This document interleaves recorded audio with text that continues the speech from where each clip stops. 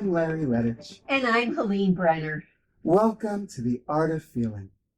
This is our third episode in our series on how to have a difficult conversation with your partner. While we're talking mostly about a conversation with your partner, this can help you when you want to bring up something difficult with other people in your life as well. In our first episode, we talked about how to set the stage for these kinds of conversations. In our second episode, we explain what's going on emotionally for both you and your partner that makes these talks so difficult to have. Now, in this third video, we're going to give you the nuts and bolts of how to hold a difficult conversation that goes successfully. We can't guarantee you'll get where you want to go, but if you follow these guidelines, your conversation will be much less likely to swerve out of control and end up in a ditch somewhere. So buckle your seatbelts and we'll begin with 9 steps for having a successful, difficult conversation. Step 1, first connect. You've done your prep work. You've thought things through. You've told your partner that you have something you really want to talk with them about and asked it was a good time, and they said, go ahead. What do you do now? You might be tempted, since you're feeling nervous, to just rush through, not look at your partner very much, and hope they'll just get it so you can get this whole thing over with as fast as possible. Well, let's tweak this a little bit. The more connected the two of you feel to each other at the very beginning, the more likely the conversation will go well. So, take it slow.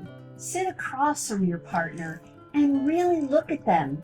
Make a lot of eye contact. Take a few deep breaths. It's okay to feel nervous. It's probably even okay to tell your partner that you're nervous. Keep your body in a relaxed, undefended position.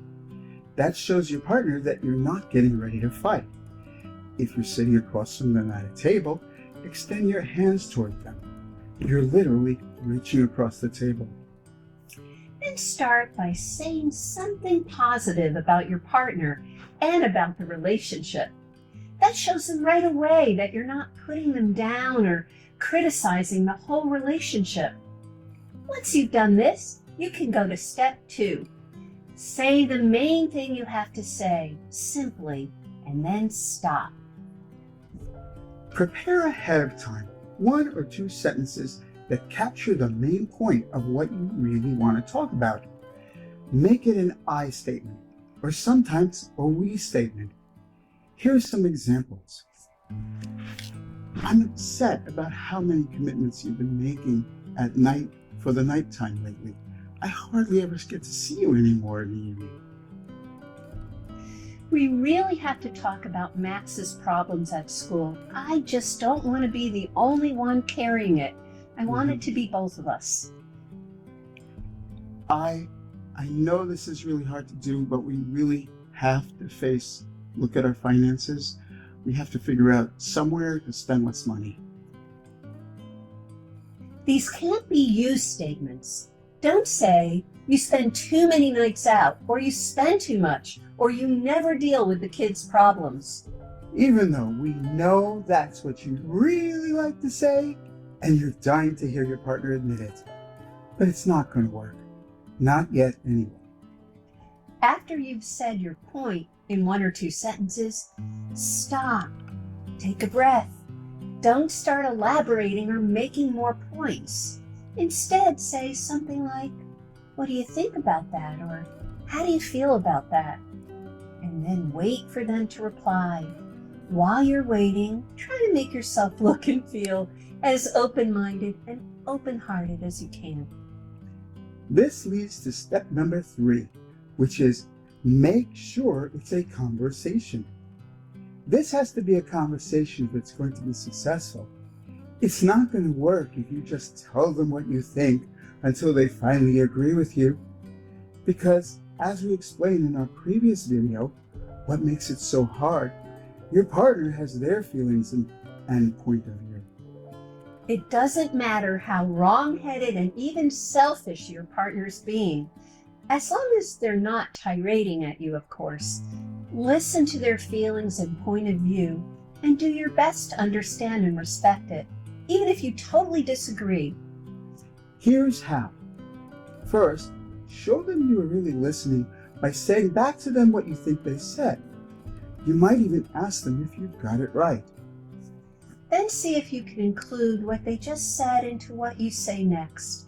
You still have your own feelings and needs, but you've let yourself be affected by what they've said. This is responding rather than reacting.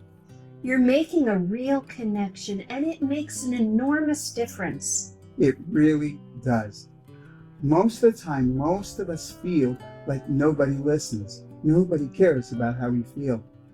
But if I realize that you, my partner, actually took the time and energy to understand what I think and feel, even though you don't agree with me, and that it affected how you thought and felt, maybe even changed it a little bit, that's a very big deal. Let's go to step number 4. Talk about the facts, but talk more about the feelings. What if your partner gets very defensive and insists that they're right? There's no sense in arguing the facts. Clearly, there are times when the facts are extremely important, but many difficult conversations run into unproductive dead ends unnecessarily because they get stuck in who's right and who's wrong. Partners who get very defensive may genuinely be in denial. They're defending something they're afraid to give up. Often they're more afraid of facing themselves, more than they are of facing you. It may seem crazy, but the best thing to do is to not try to make them face the facts. Lower the threat level. Focus on their feelings. See if you can get down to their feelings and understand. See if you can make it safe for them to admit to what's really going on inside. Then tell them about what you're afraid of without sounding like you're blaming them, and ask them to help you.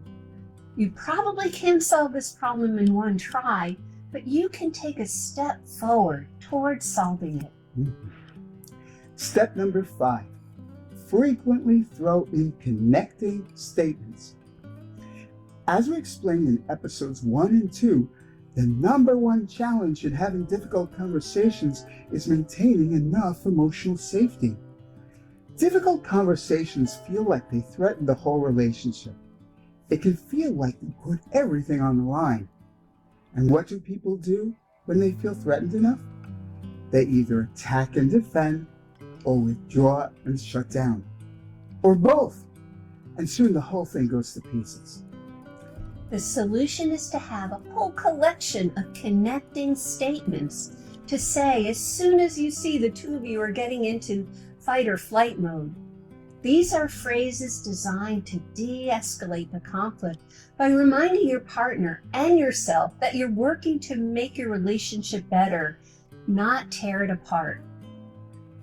It may feel very strange in the heat of the moment to say these things. If you're a real fighter, it might even feel like you're giving in, but you're not. This is a very, very powerful thing to do. Here are a few statements that we've tried and tested. Go ahead and use them and make up your own. I don't want to fight. What I just said really came out wrong. I'm sorry. I'm not against you. We're in this together. I'm listening, really listening. I do want to understand. I know this is hard to hear, but I just didn't want to feel like I was holding back a little secret. I want to be real with you. I really want to work this out. I think we really can.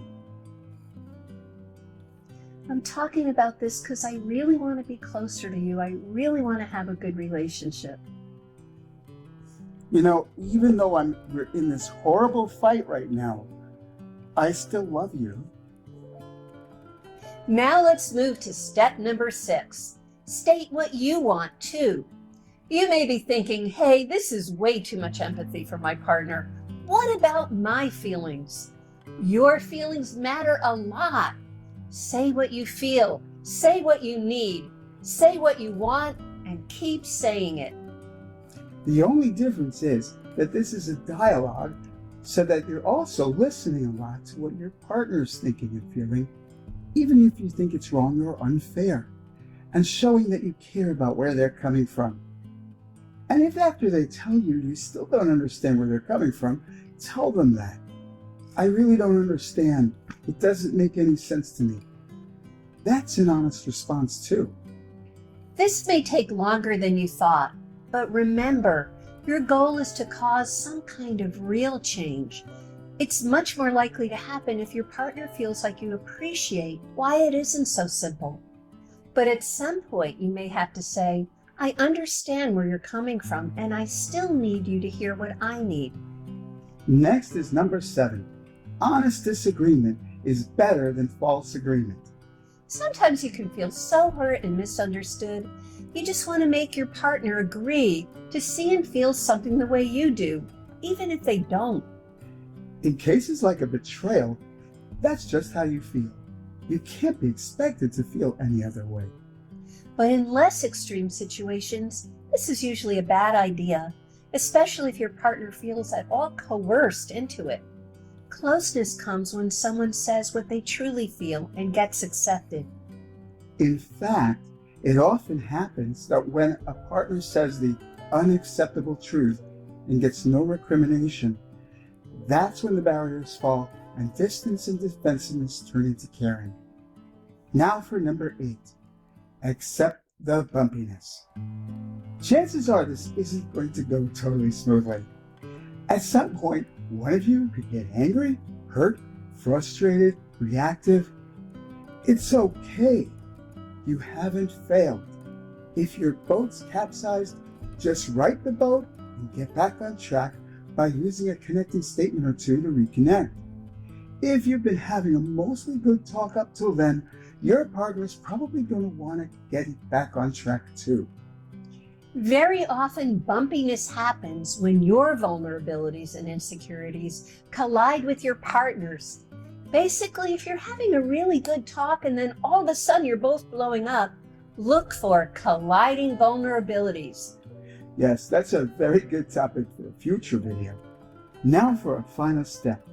Number 9, understanding comes before resolution. You may not reach the resolution you were hoping for when you started, but if you can reach a point where you both truly, no faking it, understand each other better, then you've changed your relationship for the better. And if you have to talk about this issue again, next time it won't be so far. But what if you have a partner who's terrific at understanding and lousy at follow-through? Then that needs to be part of the difficult conversation as well. You need to talk about ways to ensure that the promised change happens. We're definitely going to cover that in a future video. But even so, if you and your partner have managed to talk honestly and from your heart about something the two of you have been scared to talk to each other about, count yourself a success. You should be proud of yourself and your partner. If you found this video helpful and want to hear more, like us and subscribe below. And if you use this video to help you have a difficult conversation, we'd love to hear how it went in the comments. Or if you'd like us to address something that would be helpful to you, also include it in the comments. Allow us to leave you with this. Life is full of disconnections. The need to reconnect never ends. You don't know what you may have to face in your life together. But if you know how to connect and reconnect, you can face practically anything together. So, connect. Thank you and take care. Bye-bye now.